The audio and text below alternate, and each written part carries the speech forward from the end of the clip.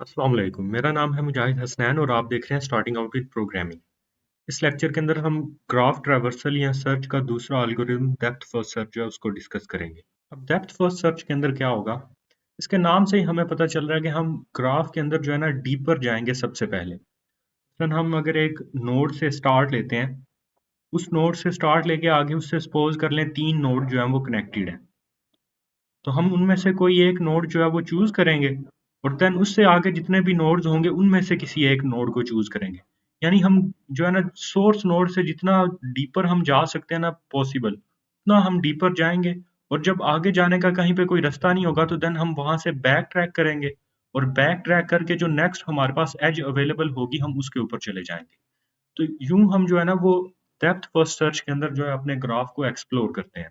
जैसे बीएफएस के अंदर हर एक वर्टेक्स का हमारे पास कलर होगा व्हाइट, ग्रे और ब्लैक, इसी तरह इसका भी कलर होगा हमारे पास व्हाइट, ग्रे और ब्लैक। इसमें एक और चीज हम यूज करेंगे और वो है टाइम स्टैम्प्स। अब टाइम स्टैम्प्स कैसे हम यूज करेंगे, अब सपोज कर लें सबसे पहले हमने शुरू में ये जो सोर्स नोड है इससे शुरू किया, तो तब हमारे पास क्या था, टाइम 1। इससे आगे जो नेक्स्ट नोड हमने विजिट किया उसको हमने टाइम स्टैम्प दिया 2 का। इससे आगे जो नेक्स्ट नोड हमने विजिट किया उसको हमने टाइम स्टैम्प दिया 3 का। नेक्स्ट जो नोड हमने विजिट किया उसको टाइम स्टैम्प दिया 4 का। अब 4 से अगर आगे कोई भी नोड हमारे पास नहीं होगा तो हमने यहाँ से क्या किया था, बैक ट्रैक। तो बैक ट्रैक हमने जब किया तो इसको हमने एक और टाइम स्टैम्प दिया 5 का। अब जो ये जो नोड है इसके पास जो है ना टाइम स्टैम्प्स है, एक 4 वाला और एक इसका जो है फिनिश वाला जो कि 5 है। फिर हमने बैक ट्रैक करके इस 3 पे आए थे, फिर अगर 3 पे भी आके कोई नोड नहीं होगा विजिट करने के लिए तो हम इसको भी इसका फिनिश जो टाइम स्टैम्प है वो देंगे जो कि 6 होगा। यूं हम जो है ना इसको स्टार्ट और फिनिश टाइम के जो टाइम स्टैम्प्स है ये देंगे। अब ये टाइम स्टैम्प्स देना क्यों इंपॉर्टेंट है, ये आगे हम जो है ना वो टोपोलॉजिकल सार्ट के अंदर देखेंगे कि ये इनकी क्या अहमियत है, स्टार्ट और फिनिश टाइम की। ये एल्गोरिदम जो है ये बोथ डायरेक्टेड और अनडायरेक्टेड ग्राफ दोनों के लिए वैलिड है। और इसमें ये अज्यूम किया जाएगा कि हमारा जो ग्राफ है वो अनवेटेड है। इवन अगर ग्राफ के अंदर वेट्स होंगे भी तो हम उनको इग्नोर कर देंगे कि जैसे वो वहां पे अवेलेबल ही नहीं है, सारी एजेस का वेट जो है वो सेम है। जैसे बीएफएस के अंदर हम जो है ना वो बीएफएस ट्री बनाते हैं, वैसे ही हम डीएफएस जो है ना इसके अंदर भी जो है ना वो ट्रीज बनाते हैं। इसमें एक से ज्यादा ट्री भी बन सकते हैं, और अगर एक से ज्यादा ट्री हमारे पास बने जो आपस में कनेक्टेड ना हो तो उनको हम वो ट्री की बजाय क्या बोलेंगे, फॉरेस्ट है। अगर सिंगल एक ही हमारे पास ट्री हो तो उसको हम ट्री बोलते हैं, और अगर एक से ज्यादा हो जाए, इवन अगर 2 ट्री भी होंगे तो हम उनको फॉरेस्ट बोलते हैं। डीएफएस का दो तरह का एल्गोरिदम है, एक इसका एल्गोरिदम जो है वो रिकर्सिव है और दूसरा इसका एल्गोरिदम जो है वो आइटरेटिव है। जो आइटरेटिव एल्गोरिदम है जिसके अंदर हम लूप का यूज करते हैं वो यूज करता है स्टैक को, जो कि एक हमारे पास क्या है, लीफो क्यू है, last in first out Q है हमारे पास। अब इसके एल्गोरिदम को डिस्कस करने से पहले इसकी एक प्रॉब्लम जो है ना एग्जांपल वो देख लेते हैं, उसके बाद अगर इसका एल्गोरिदम देखेंगे तो आपको एल्गोरिदम की ज्यादा बेटर अंडरस्टैंडिंग आएगी। अब ये हमारे पास एक ग्राफ दिया गया है, इस ग्राफ के लिए हमने क्या करना है, हमने डीएफएस करना है यानी डेप्थ फर्स्ट सर्च करना है। अब डेप्थ फर्स्ट सर्च के अंदर हम क्या यूज करेंगे, स्टैक को। और सपोज कर ले मैं स्टार्ट ले रहा हूँ यू नोड से, ये मेरा सोर्स नोड है। अब अगर मैं यू से स्टार्ट लूंगा तो स्टैक में सबसे पहले मैं जो है वो एनक्यू करूंगा इस यू को। जब ये यू स्टैक के अंदर आ जाएगा तो देन जितने भी यू से नेबरिंग नोड होंगे जो कि वाइट है, अब यू से नेबरिंग नोड्स कौन कौन से हैं, एक वी है और एक एक्स है। अब जब मैंने यू को स्टैक के अंदर भेज दिया तो यू क्या हो जाएगा, ये ग्रे हो जाएगा। और इसके ये जो नेबरिंग नोड्स हैं वी और एक्स ये भी वाइट है शुरू में, क्योंकि सारे नोड जो है वो हम वाइट कंसिडर करते हैं। तो इसमें सपोज कर ले मैंने v को अब जो है ना वो स्टैक के अंदर पुश कर दिया है, तो u और v दोनों स्टैक के अंदर आ गए हैं। तो जो v है ये भी क्या हो जाएगा, ये भी ग्रे हो जाएगा। अब ये जो u है जब इसको मैंने स्टैक में पुश किया तो ये फर्स्ट एलिमेंट था जिसको मैंने स्टैक के अंदर पुश किया। तो यहाँ पे जब u को मैंने स्टैक में पुश किया तो इसका जो टाइम स्टैम्प स्टार्टिंग है वो क्या आ जाएगा, 1 आ जाएगा। और दूसरे नंबर पे जो मैंने नोड जो है वो स्टैक के अंदर पुश किया है वो क्या है, वो v है। तो v का जो स्टार्ट स्टैम्प है वो क्या आ जाएगा, वो 2 आ जाएगा। देन उसके बाद जो V से कनेक्टेड नोड्स हैं और वो वाइट है। अब V से एक ही नोड कनेक्टेड है हमारा Y, और ये वाइट है क्योंकि अभी तक ये स्टैक के अंदर पुश नहीं किया गया। तो अब इसको जो है वो मैं स्टैक के अंदर जो है वो पुश कर दूंगा तो Y जो है वो स्टैक के अंदर आ जाएगा, और इसका जो स्टार्ट स्टैम्प है वो क्या आ जाएगा, वो 3 आ जाएगा। देन अब जो Y से कनेक्टेड नोड्स हैं उन नोड्स को मैं चेक करूंगा कि उनमें से कोई वाइट है। तो जो Y से एक X ही कनेक्टेड है डायरेक्टली, और x जो है वो वाइट है, अभी तक उसको स्टैक के अंदर पुश नहीं किया गया, तो इसको भी हम क्या कर देंगे, ग्रे कर देंगे। और इसका जो टाइम स्टैम्प है वो स्टार्टिंग वाला वो क्या आ जाएगा, 4 आ जाएगा। 3 के बाद क्या टाइम स्टैम्प आ जाएगा, 4 आ जाएगा। और स्टैक के अंदर मेरे पास u, v, y और x जो है ये आ चुके हैं। अब x से आगे जितने भी कनेक्टेड नोड्स हैं, x से मेरे पास जो है ना आगे v कनेक्टेड है, और v क्या है, ग्रे हो चुका है, और इसको हम स्टार्ट का जो टाइम स्टैम्प है वो भी दे चुके हैं। तो x से आगे कोई भी नोड जो है वो पुश नहीं होगा स्टैक के अंदर। तो हम x को क्या करेंगे, x को हम जो है वो इसमें से बैक ट्रैक कर देंगे, यानी स्टैक में से निकाल देंगे, उसमें से पॉप कर देंगे। x जो है हमारा वो स्टैक में से पॉप होगा, और वो पॉप होके कहाँ पे चला जाएगा, आउटपुट के अंदर चला जाएगा। अब जब x से हमने बैक ट्रैक किया, तो टाइम स्टैम्प उसको उसका जो बैक ट्रैक है वो एलोकेट करेंगे। 5 के ऊपर हमने जो 4 के बाद क्या आएगा 5, तो फिफ्थ टाइम स्टैम्प के ऊपर हमने क्या किया, हमने x को जो है वो बैक ट्रैक कर दिया। तो यूं हम जो है ना अपना स्टार्ट टाइम जिस ऑर्डर के अंदर हम उनको विजिट करते हैं वो लिखेंगे, और जैसे ही हम उनको बैक ट्रैक करेंगे तो वहां पे जो हमारे पास टाइम स्टैम्प बन रही होगी वो हम उसको फिनिश टाइम की दे देंगे। अब नेक्स्ट उससे हमने जब यहाँ पे बैक ट्रैक किया तो हम कहाँ पे वापस आ गए, y के ऊपर। अब y से भी आगे जितने भी कनेक्टेड नोड्स हैं, x ही था उनमें से, और x जो है वो ऑलरेडी हमने जो है वो बैक ट्रैक कर लिया, और जब वो बैक ट्रैक हुआ तो वो ग्रे से क्या हो जाएगा, ब्लैक हो जाएगा। तो यानी y से अब आगे कोई भी कनेक्टेड व्हाइट नोड नहीं है। तो अगर y से आगे कोई भी कनेक्टेड व्हाइट नोड नहीं है, तो इट मीन्स कि हम जो है ना वो y से भी बैक ट्रैक कर जाएंगे। अब जब y से बैक ट्रैक करेंगे तो ये भी ब्लैक हो जाएगा, और इसको इसका जो टाइम स्टैम्प है फिनिश का हम वो दे देंगे। यहाँ पे x को हमने 5 दिया था, तो इसका जो फिनिश टाइम स्टैम्प है वो क्या आ जाएगा, 6 आ जाएगा। अब जब हम बैक ट्रैक करके आ गए v के ऊपर, अब हमने y को जब पॉप किया तो ये कहाँ पे चला जाएगा, आउटपुट के अंदर चला जाएगा, और हमारे पास स्टैक के अंदर सिर्फ u और v रह जाएंगे दोनों। अब हमारे पास जो है ना स्टैक में टॉप के ऊपर क्या है, v। तो v हमारा जो है इससे जितने भी कनेक्टेड नोड्स हैं वो क्या हो चुके हैं, वो ब्लैक हो चुके हैं, या फिर वो ग्रे हैं। तो अगर वो ब्लैक हो चुके हैं तो इट मीन्स कि इससे भी आगे कोई व्हाइट नोड कनेक्टेड नहीं है, तो इसको भी हम बैक ट्रैक कर देंगे, और इसको भी इसका जो फिनिश टाइम है वो दे देंगे, जो कि 6 के बाद क्या आ जाएगा, 7 आ जाएगा। और ये भी क्या हो जाएगा, ये भी ब्लैक हो जाएगा। और जब v जो है यहाँ से हमने बैक ट्रैक किया, तो ये भी कहाँ पे चला जाएगा, आउटपुट के अंदर चला जाएगा। देन स्टैक में हमारे पास सिर्फ रह जाएगा u। अब u से भी आगे जितने कनेक्टेड नोड्स हैं उनमें एक x है और एक v है, वो दोनों क्या हो चुके हैं, ब्लैक हो चुके हैं। कोई भी व्हाइट नोड इससे अब आगे कनेक्टेड नहीं है। तो अगर इससे कोई भी व्हाइट नोड कनेक्टेड नहीं है तो इसको भी हम बैक ट्रैक कर देंगे, और बैक ट्रैक करके इसका भी जो फिनिश टाइम है 8 वो हम लिख देंगे। और इसको भी हम ग्रे से क्या कर देंगे, इसको भी हम ब्लैक कर देंगे। अब u जब ब्लैक हो जाएगा तो ये भी हमारा जो है वो आउटपुट में चला जाएगा स्टैक में से निकल के। अब नेक्स्ट हमारे पास जो नोड विजिट करने के लिए बाकी रह गए हैं वो क्या है, वो एक W है और एक जो है वो Z है। अब हम नेक्स्ट जो है ना वो W को जो है वो स्टैक के अंदर पुश कर देंगे। अब जब W को स्टैक के अंदर पुश हम करेंगे तो W क्या हो जाएगा, ग्रे हो जाएगा, और इसका जो स्टार्ट टाइम स्टैम्प है वो क्या आ जाएगा, 9 आ जाएगा। यहाँ पे जो हमारा लास्ट टाइम स्टैम्प आया था वो था U के लिए 8। तो अब जो नेक्स्ट टाइम स्टैम्प है वो 9 है, तो वो इसके लिए स्टार्ट टाइम बन जाएगा W के लिए, और ये ग्रे हो जाएगा। और जैसे ये ग्रे होगा ये स्टैक के अंदर चला जाएगा, स्टैक के अंदर पुश हो जाएगा। फिर उसके बाद W से जितने भी कनेक्टेड नोड्स हैं उनमें से एक Y है और एक उनमें से है Z। तो उनमें से जो Y है वो ब्लैक हो चुका है, तो वो स्टैक के अंदर पुश नहीं होगा। और जो Z है हमारा वो अभी क्या है, वो व्हाइट है, वो अभी तक स्टैक के अंदर पुश नहीं हुआ, ना ही वो ब्लैक हुआ है।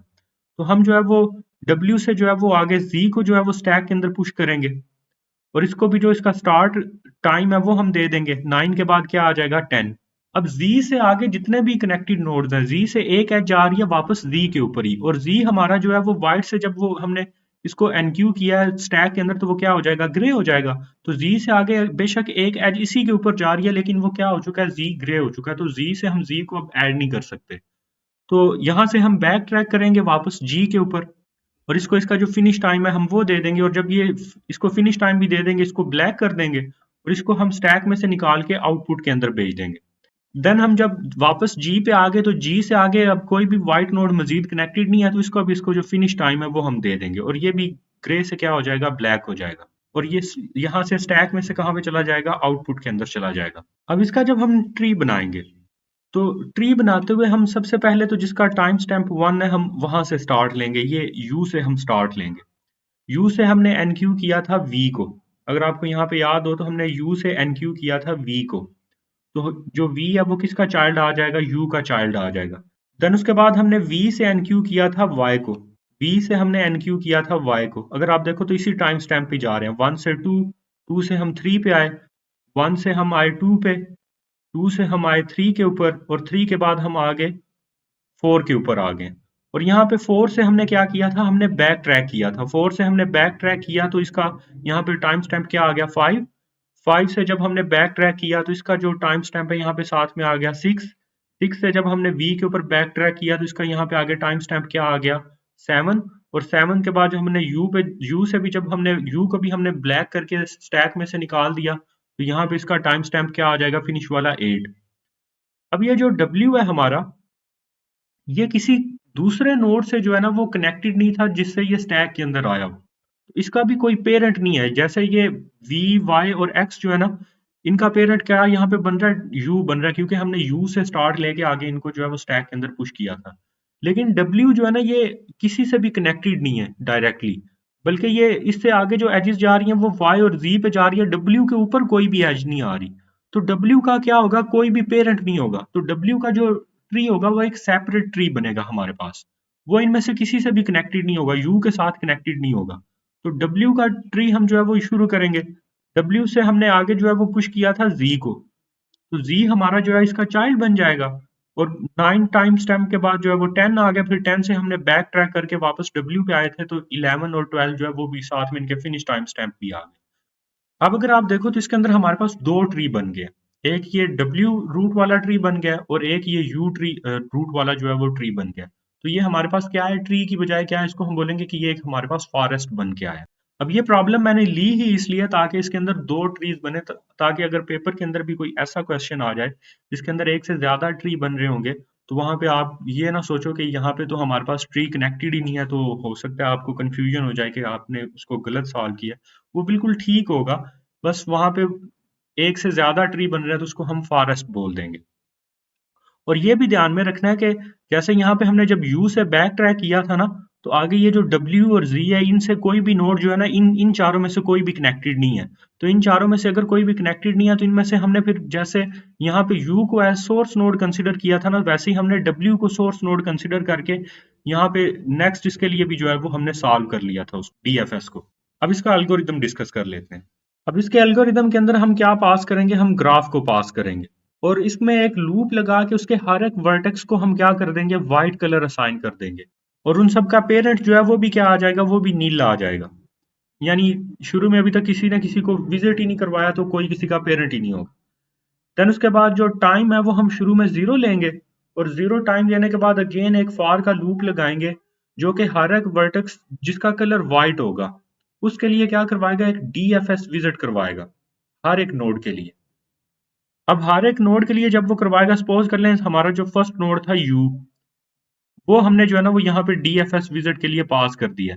टाइम स्टैम्प जो है वो 0 + 1 1 हो जाएगा। और उस नोड के लिए हमने जो उसका स्टार्ट वाला जो टाइम है वो हमने क्या असाइन करवा दिया, 1 असाइन करवा दिया और उसका कलर हमने क्या कर दिया, ग्रे कर दिया। अब फिर इस वर्टेक्स से जितने भी एडजेसेंट वर्टेक्स होंगे, अगर उनमें से कोई एक व्हाइट है तो उस व्हाइट का पेरेंट क्या बन जाएगा, ये यू। और आगे उसके लिए हम क्या कर देंगे, अगेन डीएफएस विजिट कॉल कर देंगे। जैसे हमने क्या किया था, यू से हमने आगे वो पुश किया था वी को और वी से हमने आगे पुश कर दिया था वाई को। तो वाई को कौन पुश करवाएगा, ये जो रिकर्सिव कॉल वाला जो डीएफएस विजिट वाला फंक्शन है, ये आगे वाई को कॉल करवा देगा। और जब वाई पे आएंगे तो वाई के से आगे जितने भी कनेक्टेड नोड होंगे उनमें से आगे हमने एक के ऊपर जो है वो डीएफएस विजिट भेजनी है। तो वाई ने आगे किसके ऊपर भेज दी थी, एक्स के ऊपर भेज दी थी। और एक्स से आगे जितने भी कनेक्टेड होंगे उनमें से किसी का भी कलर व्हाइट नहीं था। तो वहां से क्या होगा कि फिर वो बैक ट्रैक करेगा और बैक ट्रैक करते हुए क्या होगा कि हमारे जो नोड जैसे जैसे बैक ट्रैक होंगे उनको जो है ना वो, एक तो उनका कलर ब्लैक होगा। तो सबसे पहले बैक ट्रैक हमने किससे किया था, एक्स से किया था। तो सबसे पहले एक्स का कलर ब्लैक हुआ और उसका जो फिनिश टाइम है हमने वो भी जो है वो साथ में उसको असाइन करवाया था। यू डॉट एफ जो उसको फिनिश टाइम था वो असाइन करवाया। देन हमने वाई से बैक ट्रैक किया वी के ऊपर और वाई को भी ब्लैक हमने किया और उसका भी जो फिनिश टाइम है वो भी हमने उसको असाइन करवाया। फिर हमने वी से बैक ट्रैक किया, वी से बैक ट्रैक करने के बाद उसको भी हमने ब्लैक किया और उसका भी फिनिश टाइम उसको असाइन किया। देन यू से हमने बैक ट्रैक किया, यू का भी कलर हमने ब्लैक किया और उसका भी जो फिनिश टाइम है वो भी उसको असाइन किया। और अब जब हमने ये 4 वर्टेक्स जो है हमने विजिट कर लिए थे, तो वापस हम इसमें से हम बैक ट्रैक कर गए थे डीएफएस विजिट में से। डीएफएस विजिट में से जैसे ही हमने बैक ट्रैक किया तो जो जितने भी रिमेनिंग नोड्स होंगे, स्टार्ट हमने किससे लिया था, यू से। अब जितने भी रिमेनिंग नोड्स होंगे उनमें से जो हमारे पास v, y और x थे वो क्या हो चुके थे, वो ब्लैक हो चुके थे। तो आगे हमारे पास सिर्फ w और जो z है ना वो सिर्फ वाइट थे। तो उनमें से जो w है हमारा उसका कलर वाइट था, तो उसके लिए फिर DFS विजिट चला गया था। बाकी इन ये जो v, y और x हैं इनके लिए फिर वो DFS का जो विजिट है वो नहीं जाएगा। अब इसकी कम्प्लेक्सिटी का एनालिसिस कर लेते हैं। सबसे पहले सारे कलर्स वाइट करने के लिए हमारे पास जो है एक लूप लगेगा, जितने हमारे पास नोड्स होंगे उतना टाइम लगेगा उसको। फिर ये वाला जो फार का लूप है, ये हर एक वर्टेक्स के लिए जो है वो चेक करेगा कि अगर उसका कलर वाइट है तो उसको उसके लिए वो DFS का विजिट जो है वो कॉल कर दे। और ये जो DFS का विजिट है, DFS का विजिट जो है इसके अंदर ये जो लूप लगा हुआ है, इसमें यानी हर उस वर्टेक्स है जिसके लिए हमने DFS का विजिट कॉल किया, उससे जितनी भी कनेक्टेड एजेस होंगी उनके लिए ये वाला लूप चलेगा। तो ऑन टोटल इसकी टाइम कम्प्लेक्सिटी आ जाएगी v प्लस ई, यानी जितने हमारे पास नोड्स हैं और जितने हमारे पास एजेस हैं उन सबको हम विजिट कर रहे हैं इसके अंदर। और इसके अंदर जो ओवरहेड है हमारे पास वो v का है, जो हमने ये शुरू में कलर असाइन करवाए हैं सारे वाइट। और इसके अंदर जो इसकी स्पेस कम्प्लेक्सिटी है वो क्या आ जाएगी, वो बिग O ऑफ v आ जाएगी। चाहे हम रिकर्सिव एल्गोरिदम यूज करें, चाहे हम दूसरा जो है वो अल्टरनेटिव एल्गोरिदम यूज करें, दोनों के अंदर बिग O ऑफ v ही रहेगी। तो आइटरेटिव के अंदर बिग O ऑफ v क्यों रहेगी, क्योंकि उसमें हम एक स्टैक को यूज करेंगे जिसके अंदर हम एलिमेंट्स को पुश करेंगे। और जो रिकर्सिव है इसके अंदर बिग O ऑफ v क्यों होगी, क्योंकि हमने इसके अंदर जितने भी नोड्स हैं उनके लिए जो रिकर्सिव कॉल्स करनी है, तो रिकर्सिव कॉल्स के लिए हमारे पास जो है ना एक एक्टिवेशन रिकॉर्ड स्टोर होगा कि किस ऑर्डर के अंदर फंक्शंस जो हैं वो कॉल हुए हैं हमारे। तो उसके लिए भी बिग O ऑफ v का जो स्पेस है वो यूटिलाइज हो जाएगा। अब इससे नेक्स्ट लेक्चर के अंदर हम डिस्कस करेंगे टोपोलॉजिकल सॉर्ट। तो चैनल को सब्सक्राइब कर लें और बेल आइकन को भी हिट कर लें ताकि लेक्चर की अपडेट आपको मिल जाए। शुक्रिया।